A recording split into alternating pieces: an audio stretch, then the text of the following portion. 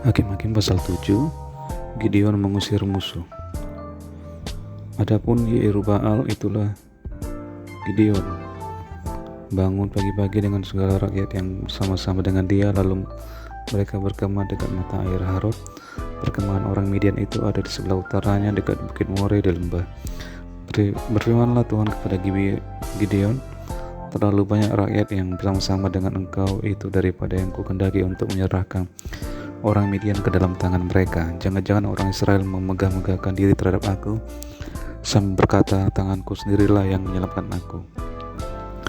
Maka sekarang serukanlah kepada rakyat itu demikian: siapa yang takut dan gentar, biarlah ia pulang enyah dari pegunungan Gilead. Lalu pulanglah 22.000 orang dari rakyat itu, dan tinggallah 10.000 orang. Tetapi Tuhan berfirman kepada Gideon, masih terlalu banyak rakyat. Suruhlah mereka turun minum air, maka aku akan menyaring mereka bagimu di sana. Siapa yang kufirmankan kepadamu, inilah yang akan pergi bersama-sama dengan engkau. Dialah yang akan pergi bersama-sama dengan engkau. Tetapi barang siapa yang kufirmankan kepadamu, inilah yang tidak akan pergi bersama-sama dengan engkau. Dialah yang tidak akan pergi. Lalu Gideon menyuruh rakyat itu turun minum air, dan berfirmanlah Tuhan kepadanya, barang siapa yang menghirup air dengan lidahnya seperti anjing menjilat, haruslah kau kumpulkan tersendiri, demikian juga semua orang yang berlutut untuk minum. Jumlah orang yang menghirup dengan membawa tangannya ke mulutnya ada 300 orang, tetapi yang lain dari rakyat itu semuanya berlutut minum air. Lalu berfirmanlah Tuhan kepada Gideon, dengan 300 orang yang menghirup itu akan kuselamatkan kamu. Aku akan menyerahkan orang Midian ke dalam tanganmu, tetapi yang lain dari rakyat itu semuanya boleh pergi masing-masing ke tempat kediamannya. Dari rakyat itu mereka mengambil bekal dan sangkakala. Demikianlah seluruh orang Israel disuruhnya pergi masing-masing ke kemahnya. Tetapi ke-300 orang itu ditahannya, adapun perkemahan orang Midian ada di bawahnya di lembah. Pada malam itu berfirmanlah Tuhan kepadanya, bangunlah, turunlah menyerbu perkemahan itu, sebab telah kuserahkan itu ke dalam tanganmu. Tetapi jika kau takut untuk turun menyerbu, turunlah bersama dengan Pura bujangmu ke perkemahan itu, maka kau dengarlah apa yang mereka katakan, kemudian kau akan mendapat keberanian untuk turun menyerbu perkemahan itu. Lalu turunlah ia bersama dengan Pura bujangnya itu sampai kepada penjagaan terdepan laskar di perkemahan itu. Adapun orang Midian dan orang Amalek dan semua orang dari sebelah timur itu bergelimpangan di lembah itu seperti belalang banyaknya, dan unta mereka tidak terhitung, seperti pasir di tepi laut banyaknya. Ketika Gideon sampai ke situ, kebetulan ada seorang menceritakan mimpinya kepada temannya. Katanya, aku bermimpi tampak sekeping roti jelai terguling masuk ke perkemahan orang Midian. Setelah sampai ke kemah ini, dilanggarnya lah kemah ini hingga roboh dan bangkirkannya. Demikianlah kemah ini habis runtuh. Lalu temannya menjawab, ini tidak lain dari pedang Gideon bin Yoas. Orang Israel itu, Allah telah menyerahkan orang Midian dan perkemahan ini ke dalam tangannya. Segera sesudah Gideon mendengar mimpi itu diceritakan dengan maknanya, sujudlah ia menyembah. Kemudian pulanglah ia ke perkemahan orang Israel lalu berkata, bangunlah, sebab Tuhan telah menyerahkan perkemahan orang Midian ke dalam tanganmu. Sesudah itu dibaginya lah ke-300 orang itu dalam 3 pasukan, dan ke tangan mereka semuanya diberikannya sangkakala dan buyung kosong dengan suluh di dalam buyung itu. Dan berkatalah ia kepada mereka, perhatikanlah aku dan lakukanlah seperti yang kulakukan. Maka apabila aku sampai ke ujung perkemahan itu, haruslah kamu lakukan seperti yang kulakukan. Apabila aku dan semua orang yang bersama dengan aku meniup sangkakala, maka haruslah kamu juga meniup sangkakala sekeliling seluruh perkemahan itu dan berseru, demi Tuhan dan demi Gideon. Lalu Gideon dan ke-100 orang yang bersama-sama dengan dia sampai ke ujung perkemahan itu pada waktu permulaan giliran jagat tengah malam, ketika penjaga-penjaga baru saja ditempatkan. Lalu mereka meniup sangkakala sambil memecahkan buyung yang di tangan mereka. Demikianlah ketiga pasukan itu bersama-sama meniup sangkakala dan memecahkan buyung dengan memegang obor di tangan kirinya dan sangkakala di tangan kanannya untuk ditiup, serta berseru, pedang demi Tuhan dan demi Gideon. Sementara itu tinggallah mereka berdiri masing-masing di tempatnya sekeliling perkemahan itu. Tetapi seluruh tentara musuh menjadi kacau balau, berteriak-teriak dan melarikan diri. Sedang ke-300 orang itu meniup sangkakala, maka di perkemahan itu Tuhan membuat pedang yang seorang diarahkan kepada yang lain. Lalu larilah tentara itu sampai ke Betsita, ke arah Zerera, sampai ke pinggir Abel Mehola dekat Tabat. Kemudian dikerahkanlah orang-orang Israel dari suku Naftali dan suku Asyar dan dari segenap suku Manasye, lalu mereka mengejar orang Midian itu.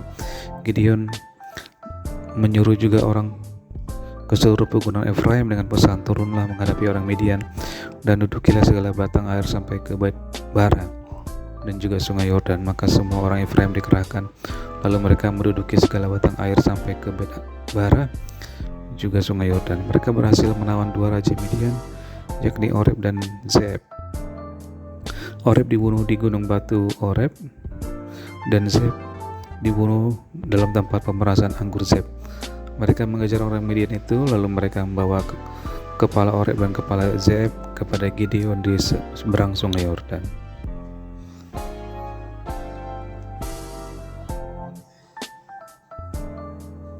Hakim-Hakim pasal yang ke-8. Lalu berkatalah orang-orang Efraim kepada Gideon, apa macam perbuatan ini terhadap kami? Mengapa engkau tidak memanggil kami ketika engkau pergi berperang melawan orang Midian? Lalu mereka menyesali dia dengan sangat. Jawabnya kepada mereka, apa perbuatanku dalam hal ini jika dibandingkan dengan kamu?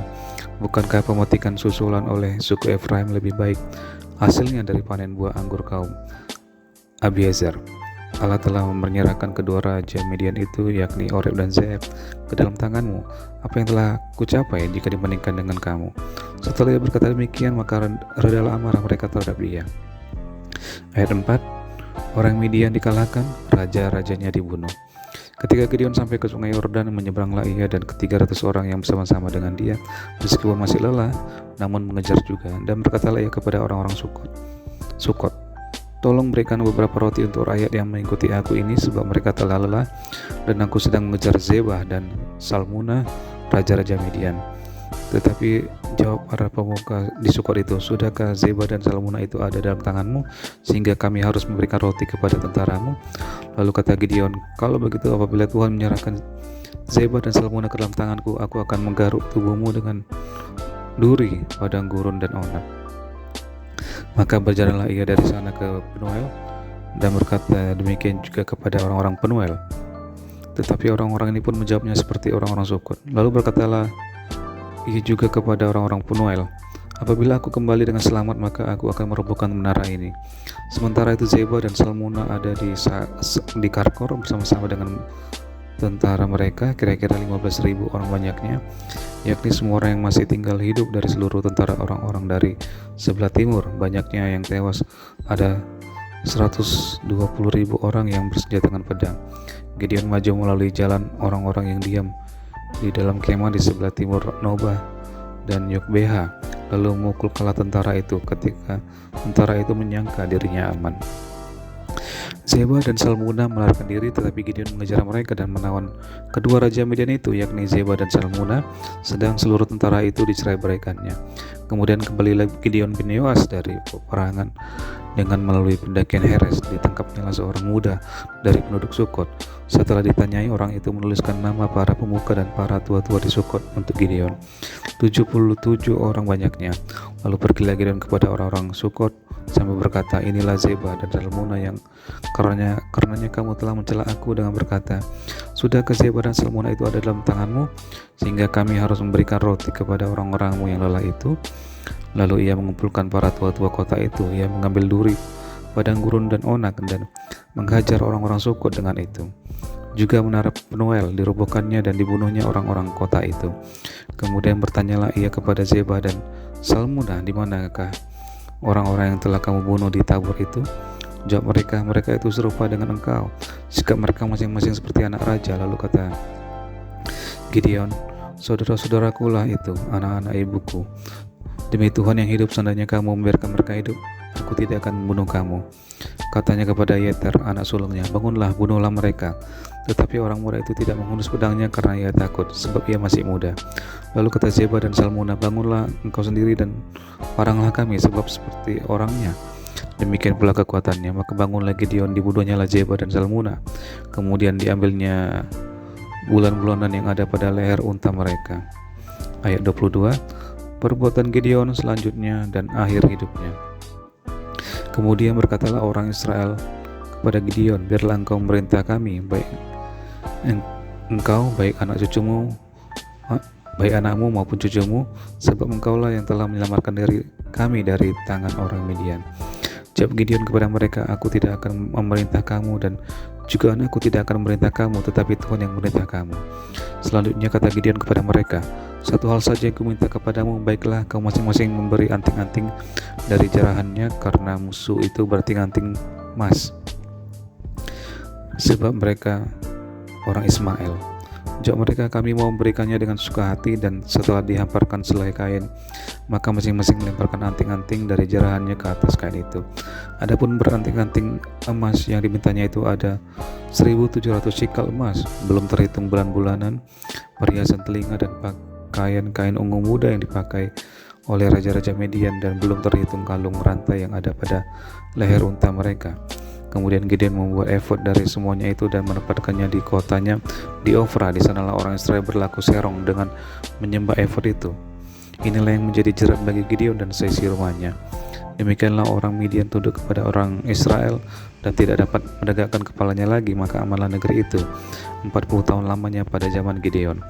Lalu Yerubbaal bin Yoas pergilah dan diam di rumahnya sendiri. Gideon mempunyai 70 anak laki-laki, semuanya anak kandungnya, sebab ia beristri banyak. Juga gundiknya yang tinggal di Sikem melahirkan seorang anak laki-laki baginya, lalu ia memberikan nama Abimelek kepada anak itu. Gideon bin Yoas mati pada waktu rambutnya telah putih, lalu dikuburkan dalam kubur Yoas ayahnya di Ofra, kota orang Abiezer.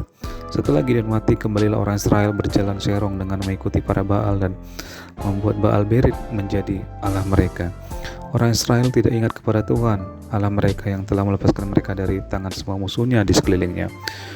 Juga tidak menunjukkan terima kasih kepada keturunan Yerubbaal Gideon, seimbang dengan segala yang baik yang telah dilakukannya kepada orang Israel.